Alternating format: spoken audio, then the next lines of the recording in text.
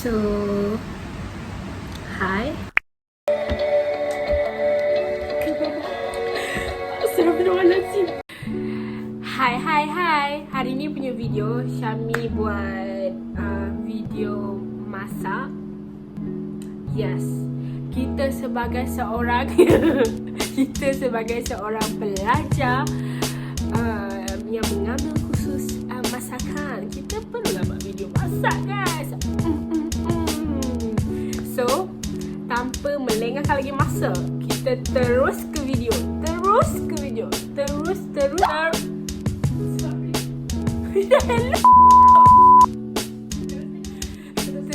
Terus ke video.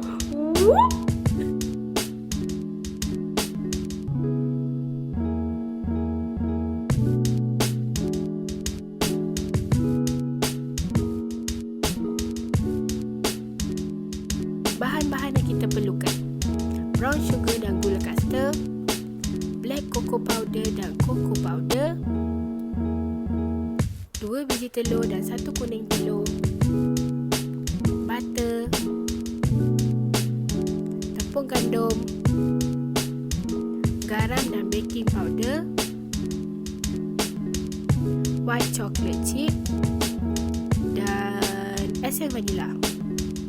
Pewarna merah jangan lupa. Firstly, kita masukkan butter. Turun. Lepas tu kita kacau butter sehingga kembang. Pusing. Kemudian kita masukkan gula. Lepas tu kita pusing juga gula bersama butter sehingga sebati.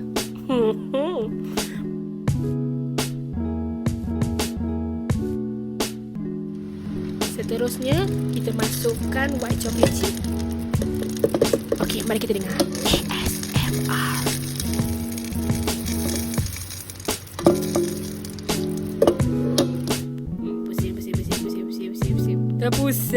Pusing. Insert. Pusing pening kepala aku, Camik. Sekarang mari kita sediakan tepung.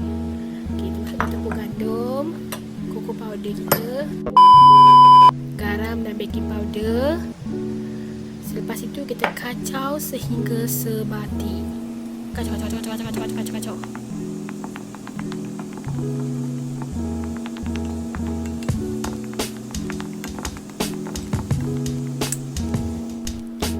Selepas tu kita masukkan ke dalam adunan kita tadi. Pusing.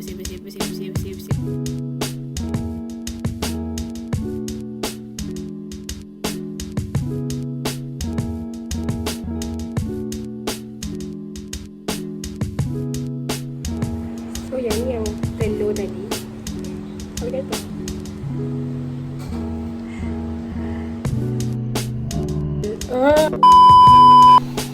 Sekarang kita sediakan bahan masak kita. Kita ada telur dan kita masukkan 1 sudu kecil esen vanila,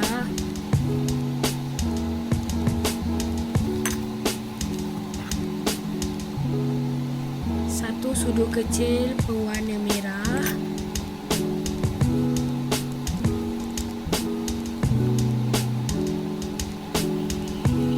dan kacau sehingga sebati.